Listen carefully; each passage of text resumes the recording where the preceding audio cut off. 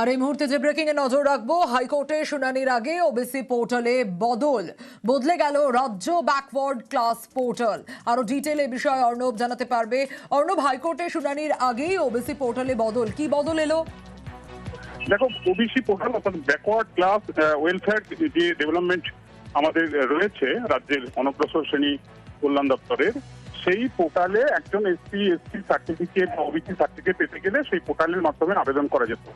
এই পোর্টালে কিছুদিন আগে পর্যন্ত যেখানে ওবিসি শ্রেণীবিন্যাস দেখা যেত, সেখানে ওবিসি এ দেখা যেত, সেখানে ওবিসি সি দেখা যেত, এবং এই ওবিসি এ এবং ওবিসি বি এই দুটো মিলিয়ে 17% ওবিসি সংরক্ষণ ছিল। সেই পোর্টালে ওবিসি এ এবং ওবিসি বি এই মুহূর্তে শো করছে না। সেটা শুধুমাত্র অনলি ওবিসি, অর্থাৎ অনলি ওবিসি বলতে 2010-এর আগে যে 66টি সম্প্রদায় ছিল সেই তালিকাভুক্ত ওবিসিকেই এখন দেখানো হচ্ছে।